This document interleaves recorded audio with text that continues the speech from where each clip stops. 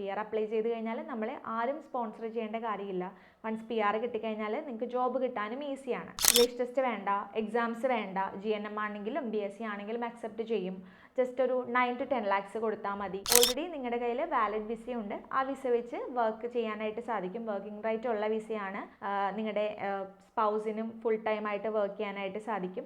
നമ്മൾ through licence എടുത്ത candidate ആണെങ്കിൽ നമ്മൾ അവർക്ക് വേണ്ടിയിട്ട് ജോബ് അപ്ലൈ ചെയ്യാനുള്ള കാര്യങ്ങൾ നമ്മൾ ഹെൽപ്പ് ചെയ്യുന്നുണ്ട്. പിന്നെ എങ്ങനെയാണ് ജോബ് ആപ്ലിക്കേഷൻ സെൽഫായിട്ട് ഇടുന്നതെന്നുള്ളതിൻ്റെ ഒരു ട്രെയിനിങ് നമ്മൾ പ്രൊവൈഡ് ചെയ്യുന്നുണ്ട്. ഇന്ന് നമ്മൾ ഡിസ്കസ് ചെയ്യാൻ പോകുന്നത് ഒരു ജനറൽ ടോപ്പിക്കിനെ കുറിച്ചിട്ടാണ്.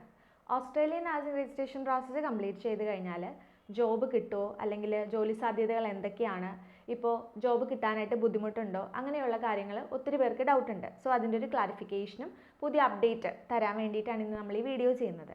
അതിന് മുമ്പായിട്ട് തന്നെ എന്താണ് ഓസ്ട്രേലിയൻ നാസിംഗ് രജിസ്ട്രേഷൻ എന്ന് നമുക്ക് നോക്കാം. പലർക്കും അറിയാമായിരിക്കും എന്താണ് ഓസ്ട്രേലിയൻ നാസിംഗ് രജിസ്ട്രേഷൻ എന്ന്. അധികം ഡീറ്റെയിൽസ് അറിയാത്ത നഴ്സസിന് വേണ്ടിയിട്ട് ഷോർട്ടാക്കി എന്താണ് ഓസ്ട്രേലിയൻ നാസിംഗ് രജിസ്ട്രേഷൻ എന്ന് ആദ്യം പറയാം. ഓസ്ട്രേലിയയിൽ രജിസ്റ്റേർഡ് നഴ്സായിട്ട് വർക്ക് ചെയ്യണമെങ്കിൽ ആപ്ര ലൈസൻസ് എടുക്കണം. ആപ്ര ലൈസൻസ് എന്ന് പറയുന്നതിനകത്ത് 3 സ്റ്റെപ്സ് വരുന്നുണ്ട്. NCLEX-RN, OSCE, language test. ഇത് 3ഉം കംപ്ലീറ്റ് ചെയ്ത് കഴിഞ്ഞാൽ മാത്രമാണ് ഓസ്ട്രേലിയയിലെ ലൈസൻസ് കിട്ടുള്ളൂ. അതിനുശേഷം മാത്രമാണ് രജിസ്റ്റേർഡ് നഴ്സായിട്ട് വർക്ക് ചെയ്യാനായിട്ട് പറ്റുള്ളൂ. ഇനി നമുക്ക് ജോലി സാധ്യതകളുടെ ഡീറ്റെയിൽസിലേക്ക് പോകാം. ഓസ്ട്രേലിയയിൽ രജിസ്ട്രേഷൻ പ്രോസസ്സ് കംപ്ലീറ്റ് ചെയ്ത് കഴിഞ്ഞാൽ 2 ഓപ്ഷനാണ് ഉള്ളത്. ഒന്നെങ്കിൽ വർക്ക് വിസ നോക്കാം, അതായത് SID വിസ അല്ലെങ്കിൽ skilled in demand visa 482, sub class 482. ആ ഒരു വിസ നോക്കാനായിട്ട് സാധിക്കും. അതല്ലാതെ വേറൊരു ഓപ്ഷനാണ് PR, പെർമനൻറ്റ് റെസിഡൻസി. ഓസ്ട്രേലിയയിൽ പെർമനൻ്റ് ആയിട്ട് വിത്ത് ഫാമിലി താമസിക്കാൻ പറ്റുന്ന ഒരു വിസയാണ് PR വിസ എന്ന് പറയുന്നത്. സിറ്റിസൺഷിപ്പിന് മുമ്പുള്ളൊരു സ്റ്റേജാണ് അത്. സോ ഈ 2 കാറ്റഗറിയിലാണ് നഴ്സസ് മൈഗ്രേറ്റ് ചെയ്തുകൊണ്ടിരിക്കുന്നത്. ലൈസൻസ് കംപ്ലീറ്റ് ചെയ്ത് കഴിഞ്ഞാൽ 2 ഓപ്ഷൻ ഇതാണെന്ന് പറഞ്ഞല്ലോ. അപ്പോൾ PR നോക്കണമെങ്കിൽ കുറച്ചുകൂടെ പ്രോസസ്സിങ് ടൈം എടുക്കുന്നുണ്ട്, കോസ്റ്റ് വരുന്നുണ്ട്. സോ അതൊക്കെ കൊണ്ട് കുറേ നഴ്സസ് അവർക്ക് താല്പര്യം വർക്ക് വിസയായ SID 482 വിസയിൽ മൈഗ്രേറ്റ് ചെയ്യാനാണ്. എന്നാൽ ആ ഒരു വിസ ഇപ്പോൾ ബുദ്ധിമുട്ടാണ്. ഓസ്ട്രേലിയൻ റിക്രൂട്ട്മെൻറ്റ് കംപ്ലീറ്റ് ആയിട്ട് സ്റ്റോപ്പ് ചെയ്തു. അങ്ങനെയുള്ള കുറേ ന്യൂസ് ഇപ്പോൾ സ്പ്രെഡ് ആവുന്നുണ്ട്. നമ്മളിതിൻ്റെ ഫാക്റ്റ് നോക്കുകയാണെങ്കിൽ കഴിഞ്ഞ വർഷം കുറേയേറെ നഴ്സസിന് സബ് ക്ലാസ് 482 സ്പോൺസർഷിപ്പ് കിട്ടിയിട്ടുണ്ടായിരുന്നു. പക്ഷേ ആ ഒരു വർഷം ഈ ഇപ്പം കറൻറ്റ് സിറ്റുവേഷനുമായിട്ട് കമ്പയർ ചെയ്യുവാണെങ്കിൽ അത്യാവശ്യം നല്ല രീതിയിൽ തന്നെ മൈഗ്രേറ്റ് ചെയ്യുന്നതിൻ്റെ ആ ഒരു നമ്പേഴ്സ് കുറഞ്ഞിട്ടുണ്ട്. അതിൻ്റെ റീസൺ വേറൊന്നുമല്ല, നേരത്തെ പ്രോസസ്സ് ചെയ്യുന്നത് വളരെ ചുരുക്കം ആളുകൾ മാത്രമായിരുന്നു ഓസ്ട്രേലിയൻ പ്രോസസ്സ് ഡയറക്റ്റായിട്ട് ചെയ്യുന്നത്. ഇപ്പം അങ്ങനെയല്ല, മിക്ക ആളുകൾക്കും ഓസ്ട്രേലിയൻ പ്രോസസ്സ് എന്താണെന്നറിയാം. നഴ്സിംഗ് അവർ പഠിക്കുന്നത് തന്നെ ഓസ്ട്രേലിയയിലേക്ക് മൈഗ്രേറ്റ് ചെയ്യാൻ വേണ്ടിയിട്ടാണ്. അപ്പോൾ ആ ഒരു ഡ്രീം അവരുടെ മൈൻഡിലുള്ളത് കൊണ്ട് തന്നെ ലൈസൻസ് കംപ്ലീറ്റ് ചെയ്ത് കഴിഞ്ഞിട്ട് കുറേ നഴ്സസ് പ്രോസസ്സ് കംപ്ലീറ്റ് ചെയ്യുന്നുണ്ട്. അപ്പോൾ എംപ്ലോയേഴ്സിന് ഇപ്പോൾ പ്രൊഫൈൽ നേരത്തെ ഒരു 100 പ്രൊഫൈൽ കിട്ടിക്കൊണ്ടിരുന്ന സമയത്ത് ഇപ്പോൾ അവരുടെ കയ്യിൽ ഒരു 500 പ്രൊഫൈൽസ് ഉണ്ടാവാം. കാരണം അത്രയും ഓപ്ഷൻസ് അവർക്കുണ്ട്. അതിനകത്തുനിന്ന് അവർ സെലക്ട് ചെയ്ത് ഇൻ്റർവ്യൂ എടുത്തതിന് ശേഷമാണ് സ്പോൺസർഷിപ്പ് കൊടുക്കുകയുള്ളൂ. സ്പോൺസർഷിപ്പ് എന്താണെന്ന് എല്ലാവർക്കും അറിയായിരിക്കും. ഒരു കാൻഡിഡേറ്റ് ഇൻ്റർവ്യൂ അറ്റൻഡ് ചെയ്തതിന് ശേഷം അങ്ങോട്ടേക്ക് ട്രാവൽ ചെയ്യണം അല്ലെങ്കിൽ വർക്ക് ചെയ്യണമെങ്കിൽ ഒരു വിസയുടെ ആവശ്യമുണ്ട് അല്ലേ. ആ വിസ എംപ്ലോയർ സ്പോൺസർ ചെയ്തിട്ട് കൊടുക്കും. അതിനെയാണ് ഈ ഒരു SID വിസ അല്ലെങ്കിൽ 482 വർക്ക് വിസ എന്നൊക്കെ നമ്മൾ പറയുന്നത്. PR വെച്ച് കമ്പയർ ചെയ്യുമ്പോൾ ഈ 482 വിസ കുറച്ചുകൂടെ ഫാസ്റ്റ് ആയിട്ട് കിട്ടും. വലിയ ബുദ്ധിമുട്ടില്ല. ഇൻ്റർവ്യൂ ക്ലിയർ ചെയ്ത് കഴിഞ്ഞാൽ വിത്തിൻ 6 months ഒക്കെ ഓസ്ട്രേലിയയിൽ ട്രാവൽ ചെയ്യാനായിട്ട് സാധിക്കും. പിന്നെ ഫാമിലി ആയിട്ട് പോകണമെങ്കിൽ അങ്ങനെയും പോവാം. അങ്ങനെ കുറേ ഓപ്ഷൻസ് ഇതിൻ്റെ കൂടെ തന്നെ വരുന്നുണ്ട്. അതുകൊണ്ട് ഒത്തിരി നഴ്സസ് ഇതാണ് പ്രിഫർ ചെയ്യുന്നത്. ഇപ്പോൾ പലരുടെയും ഡൗട്ട് എന്താണെന്ന് വെച്ചാൽ റിക്രൂട്ട്മെൻറ്റ് നടക്കുന്നേ ഇല്ല എന്നാണ്. പക്ഷെ അത് ജെന്യൂൻ ആയിട്ടുള്ളൊരു ന്യൂസ് അല്ല. കാരണം ഡെസ്മ ഇൻ്റർനാഷണൽ എന്ന് പറയുമ്പോൾ ഓസ്ട്രേലിയൻ നഴ്സിംഗ് രജിസ്ട്രേഷൻ മെയിൻ ആയിട്ട് ചെയ്യുന്ന കൺസൾട്ടൻസിയാണ്. ഓസ്ട്രേലിയൻ പ്രോസസ്സിൻ്റെ നമ്പർ 1 കൺസൾട്ടൻസി എന്ന് വേണമെങ്കിൽ നമുക്ക് പറയാം. കാരണം അത്രയും പ്രൊഫൈൽസ് നമ്മൾ ഹാൻഡിൽ ചെയ്യുന്നുണ്ട്. എക്സ്ക്ലൂസീവ്ലി നമ്മൾ ഓസ്ട്രേലിയൻ പ്രോസസ്സാണ് ചെയ്യുന്നത്. അപ്പോൾ അതുകൊണ്ട് തന്നെ നമ്മൾ മാക്സിമം നമ്മുടെ കാൻഡിഡേറ്റിനെ ഹെൽപ്പ് ചെയ്യുന്നുണ്ട്. നമ്മൾ ഇൻ്റർവ്യൂ കാര്യങ്ങൾ അറേഞ്ച് ചെയ്ത് കൊടുക്കുന്നുമുണ്ട്, നമുക്ക് ഇൻ്റർവ്യൂസ് കിട്ടുന്നുമുണ്ട്. പക്ഷേ അതിൻ്റെ ഒരു ടൈം ഫ്രെയിം കൂടുതലാണെന്ന് മാത്രം. നേരത്തെ നമ്മൾ അപ്ലൈ ചെയ്യുമ്പോൾ വിത്തിൻ 1 month ഇൻ്റർവ്യൂ കിട്ടുന്നുണ്ടെങ്കിൽ ഇപ്പോൾ അതൊരു 4-5 മാസം എടുക്കുന്നുണ്ട് ഒരു ഇൻ്റർവ്യൂ തന്നെ കിട്ടാനായിട്ട്. നമ്മൾക്കിപ്പോൾ ഫേക്കായിട്ട് വേണമെങ്കിൽ ഓസ്ട്രേലിയക്ക് എളുപ്പം മൈഗ്രേറ്റ് ചെയ്യാമെന്നൊക്കെ പറയാം. പക്ഷേ ആ ഒരു കാര്യം കംപ്ലീറ്റ് ചെയ്ത് വരാനായിട്ട് അത്യാവശ്യം ടൈം എടുക്കുന്നുണ്ട്. ഓസ്ട്രേലിയയിലേക്ക് പോകാൻ താല്പര്യമുള്ള നഴ്സസ് ആണെങ്കിൽ അവർക്ക് ടൈമും എഫേർട്ടും ഇടാൻ പറ്റുന്ന ആളുകൾ മാത്രം ഓസ്ട്രേലിയൻ പ്രോസസ്സ് ചെയ്യുക. ഒരിക്കലും റിക്രൂട്ട്മെൻറ്റ് സ്റ്റോപ്പ് ആയിട്ടില്ല. കാരണം റീസെൻ്റ്ലി ഈ മാർച്ച് 11 നമുക്കൊരു ഇൻ്റർവ്യൂ സ്കെഡ്യൂൾ ചെയ്യാൻ പറ്റിയിട്ടുണ്ട് നമ്മുടെ ഒരു കാൻഡിഡേറ്റിന് വേണ്ടിയിട്ട്. വലിയൊരു ഓസ്ട്രേലിയയിലെ എംപ്ലോയറാണ് പിന്നെ ഇൻ്റർവ്യൂ അറേഞ്ച് ചെയ്തത്. സോ നമുക്കത് കാൻഡിഡേറ്റിനെ ഹെൽപ്പ് ചെയ്യാൻ പറ്റിയിട്ടുണ്ട്. അപ്പോൾ റിക്രൂട്ട്മെൻറ്റ് സ്റ്റോപ്പ് ചെയ്തെങ്കിൽ അങ്ങനെ ഒരു ഇൻ്റർവ്യൂ നമുക്ക് അറേഞ്ച് ചെയ്യാനായിട്ട് പറ്റില്ലല്ലോ. പിന്നെ ഇങ്ങനത്തെ ന്യൂസ് വരുമ്പോഴേക്കും നിങ്ങൾക്കതെങ്ങനെ ജെനുവിൻ ആണോ, അതായത് റിക്രൂട്ട്മെൻറ്റ് സ്റ്റോപ്പ് ചെയ്തോ, അതല്ലാന്നുണ്ടെങ്കിൽ ഓസ്ട്രേലിയൻ രജിസ്ട്രേഷൻ സ്റ്റോപ്പ് ചെയ്തോ, ഇൻ്റർനാഷണൽ നഴ്സസിനെ എടുക്കുന്നില്ലേ, ഇങ്ങനത്തെ ന്യൂസൊക്കെ വരുമ്പോൾ നിങ്ങൾക്ക് തന്നെ സെർച്ച് ചെയ്യാവുന്നതാണ്. ഗൂഗിളിൽ നോക്കിയാൽ അത്യാവശ്യം എല്ലാ ഡീറ്റെയിൽസും ജെന്യൂൻ ആയിട്ടുള്ള ഡീറ്റെയിൽസ് തന്നെ കിട്ടും. ഓസ്ട്രേലിയൻ റിക്രൂട്ട്മെൻറ്റ് ഒരിക്കലും സ്റ്റോപ്പ് ആവുന്നില്ല. കാരണം ഈ ഒരു ഹെൽത്ത് കെയർ സിസ്റ്റം എന്ന് പറയുന്നത് ഡെവലപ്പ് ചെയ്തുകൊണ്ടിരിക്കുകയാണ്. ഒരിക്കലും അത് താഴോട്ട് വരുന്ന ഒരു സിസ്റ്റം അല്ല ഹെൽത്ത് കെയർ സിസ്റ്റം. അതെപ്പോഴും ഡെവലപ്പ് ചെയ്തുകൊണ്ടിരിക്കും. പുതിയ പുതിയ ഹോസ്പിറ്റൽസ് വന്നുകൊണ്ടിരിക്കും, പുതിയ നഴ്സിനെ റിക്രൂട്ട് ചെയ്തുകൊണ്ടിരിക്കും. അതെപ്പോഴും കണ്ടിന്യൂസ്ലി നടന്നു വരുന്നൊരു പ്രോസസ്സാണ്. പക്ഷേ കോമ്പറ്റീഷൻ കൂടി, അതുപോലെ നമ്പർ ഓഫ് നഴ്സസ് രജിസ്ട്രേഷൻ എടുക്കുന്നത് കൂടി, അപ്പോൾ വെയിറ്റിംഗ് പീരീഡും കുറച്ച് കൂടുതലായിരിക്കാം. ഉടനെ മൈഗ്രേറ്റ് ചെയ്യണമെന്ന് വിചാരിച്ച് പ്രോസസ്സ് ചെയ്യുന്ന കാൻഡിഡേറ്റ്സ് ആണെങ്കിൽ ഓസ്ട്രേലിയൻ പ്രോസസ്സ് ചെയ്യാതെ ഇരിക്കുന്നത് തന്നെയാണ് നല്ലത്. കാരണം നമുക്കൊരു 4 മാസം കൊണ്ടോ 5 മാസം കൊണ്ടോ ഒന്നും പോകാൻ പറ്റുന്ന ഒരു കൺട്രി അല്ല ഓസ്ട്രേലിയ. കാരണം അവിടെ അതിൻ്റേതായ സ്റ്റാൻഡേർഡ്സ് ഉണ്ട്, ലൈഫ് സ്റ്റൈലുണ്ട്, കാര്യങ്ങളുണ്ട്. അത്രയും ഡെവലപ്ഡ് ആയിട്ടുള്ളൊരു കൺട്രിയാണ്. ആ ഒരു കൺട്രിയിലേക്ക് മൈഗ്രേറ്റ് ചെയ്യണമെങ്കിൽ അവരുടെ സ്റ്റാൻഡേർഡ്സ് നമ്മൾ പിന്നെ ഫോളോ ചെയ്യണം. അവരുടെ ലൈസൻസ് പ്രോസസ്സ് നമ്മൾ കംപ്ലീറ്റ് ചെയ്യണം. ഇതിനൊക്കെ ടൈം എടുക്കുന്നതാണ്. അതിനുശേഷമുള്ള ജോബ് കാര്യങ്ങളിലും ആണെങ്കിലും കുറച്ച് കൂടുതൽ ടൈം എടുക്കുന്നുണ്ട്.